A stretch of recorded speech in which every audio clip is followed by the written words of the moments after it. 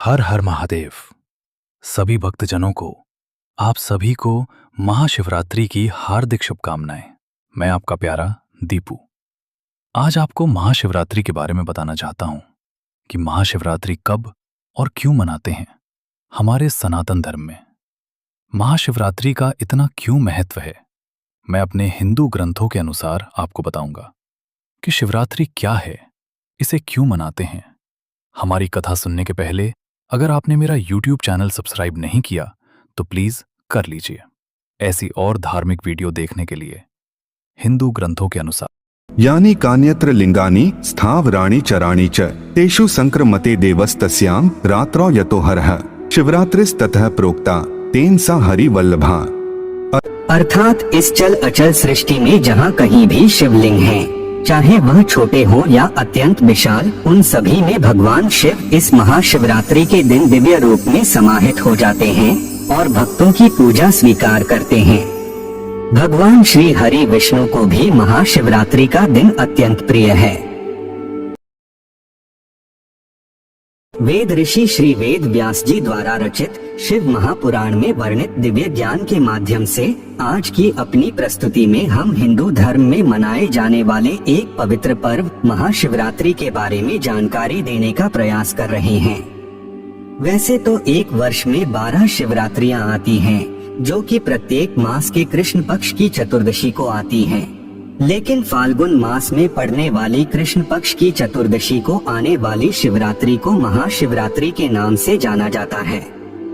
वास्तव में हिंदू धर्म में महाशिवरात्रि के पावन पर्व को लेकर अलग अलग मान्यताएं हैं। कोई इस पर्व को भगवान शिव के जन्म दिवस के रूप में मनाते हैं, तो कोई इस दिन को भगवान शिव के विष्पान दिवस के रूप में मनाते हैं, तथा कोई इस दिन को भगवान शिव तथा माता पार्वती के विवाह के रूप में मनाते हैं। परंतु आज हम शिव महापुराण के विधेश्वर संहिता खंड में वर्णित ज्ञान के माध्यम से यह कथा सुना रहे हैं कि जब शौनकादि ऋषियों ने सूत जी से प्रश्न किया कि हे महाभाव, भगवान शिव के 2 रूप कौन कौन से हैं तथा उनका प्राकट्य कैसे हुआ, कृपया हमें यह जानकारी देने की कृपा करें। तब सूत जी ने कहा, हे मुनिश्रेष्ठो, ब्रह्म रूप होने के कारण भगवान शिव निष्कल अर्थात निराकार कहे गए हैं, तथा अन प्रत्यंगों सहित रूपवान होने के कारण उन्हें सकल अर्थात साकार भी कहा गया है। साकार और निराकार होने के कारण ही उन्हें ब्रह्म कहा जाता है। यही कारण है कि भगवान शिव की निराकार स्वरूप लिंग और साकार स्वरूप मूर्ति की पूजा की जाती है। भगवान शिव से भिन्न जो अन्यान्य दूसरे देवता हैं, वे साक्षात ब्रह्म नहीं हैं, इसलिए कहीं भी उनके लिए निराकार लिंग उपलब्ध नहीं होता। सूत जी कहते हैं कि अनंत परब्रह्म से भगवान विष्णु की उत्पत्ति हुई और भगवान विष्णु के नाभि से कमल पर विराजमान ब्रह्मा उत्पन्न हुए। उस परब्रह्म ने ब्रह्मा को सृष्टि के निर्माण का दायित्व सौंपा तथा भगवान श्री हरि विष्णु को सृष्टि का पालनहार बनाया और स्वयं ब्रह्मा जी की भ्रिकुटी अर्थात माथे के मध्य भाग से उत्पन्न होकर रुद्र रूप धारण किया और सृष्टि के संहारक के रूप में स्थापित हुए। इस प्रकार उस अनंत परब्रह्म से 3 देवों की उत्पत्ति हुई, जिन्हें त्रिदेव कहा जाता है। सूत जी शौनकादि ऋषियों को आगे की कथा सुनाते हुए कहते हैं कि हे मुनि श्रेष्ठों, एक बार भगवान विष्णु और ब्रह्मदेव में कार्य शक्ति को लेकर विवाद हो गया। उस विवाद से समस्त देवता भयभीत, चिंतित और अत्यंत व्याकुल हो गए। भगवान महादेव ने ब्रह्मा और भगवान विष्णु के विवाद स्थल के बीच में निराकार तथा आदि अंत रहित भीषण अग्नि स्तंभ के रूप में स्वयं का प्राकट्य किया। यह अग्नि स्तंभ करोड़ों सूर्यों के तेज से भी अधिक ज्योतिर्मय था। तदंतर श्री ब्रह्मा और श्री विष्णु दोनों द्वारा उस ज्योतिर्मय स्तंभ की ऊंचाई तथा गहराई की थाह लेने की चेष्टा की गई। श्री ब्रह्मा उस स्तंभ के ऊपरी छोर देखने के लिए गए तथा श्री विष्णु जी उस स्तंभ के निचली छोर का पता लगाने के लिए गए, परंतु दोनों ही उस स्तंभ का अंत तथा आदि का पता नहीं कर पाए।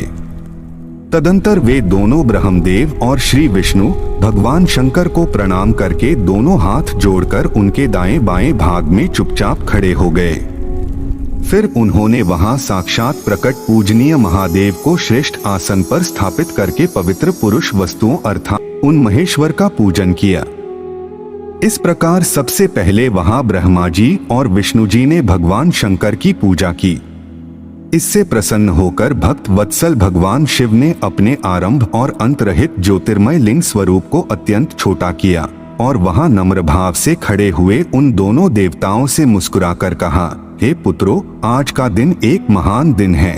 आज के दिन तुम्हारे द्वारा मेरे निराकार और साकार रूप की जो पूजा हुई है उससे मैं तुम दोनों पर अत्यंत प्रसन्न हूँ। इसी कारण यह दिन परम पवित्र और महान से महानतम होगा। आज की यह तिथि महाशिवरात्रि के नाम से विख्यात होकर मेरे लिए परम प्रिय होगी। महाशिवरात्रि की इस तिथि को मैं विशेष रूप से लिंग में समाहित रहूंगा और भक्तों की पूजा अर्चना स्वीकार करूंगा। जो भी भक्तगण सच्चे भाव से इसका दर्शन, स्पर्श और पूजन करेंगे उनकी मनोकामनाएं पूर्ण होंगी और वे संतान, धन, वैभव से परिपूर्ण होकर समस्त सांसारिक सुखों को भोगते हुए मोक्ष को प्राप्त होंगे। इस प्रकार तभी से महाशिवरात्रि का यह पावन पर्व मनाया जाता है। इस दिन सभी भक्तगण सच्चे मन से भगवान शिव की पूजा अर्चना करते हैं, शिवलिंग पर दूध जल चढ़ाते हैं, फल, फूल, बेलपत्र, धतूरा इत्यादि तथा मिष्ठान अर्पित करते हैं और चंदन का लेपन लगाकर धूप दीप प्रज्वलित करते हैं। इससे भगवान अत्यंत प्रसन्न होते हैं और अपने भक्तों की समस्त मनोकामनाएं पूरी करते हैं, उन्हें सुख सौभाग्य प्रदान करते हैं, रोजगार एवं कारोबार में वृद्धि करते हैं, उनके जीवन में आने वाली समस्त परेशानियों को दूर करके सफलता के द्वार खोल देते हैं। तो यह थी हिंदू धर्म में मनाए जाने वाले एक पवित्र पर्व महाशिवरात्रि के बारे में एक छोटी सी जानकारी। हम आशा करते हैं कि आपको यह जानकारी अच्छी लगी होगी। अगर अच्छी लगी हो तो वीडियो को लाइक करें और हमारे चैनल को सब्सक्राइब करने का कष्ट करें। अगर आपने हमारा चैनल पहले से ही सब्सक्राइब कर रखा है तो इसके लिए हम हृदय की अनंत गहराइयों से आपका कोटि कोटि धन्यवाद करते हैं। एक बार फिर से आपका बहुत बहुत धन्यवाद। जय हिंद, जय भारत।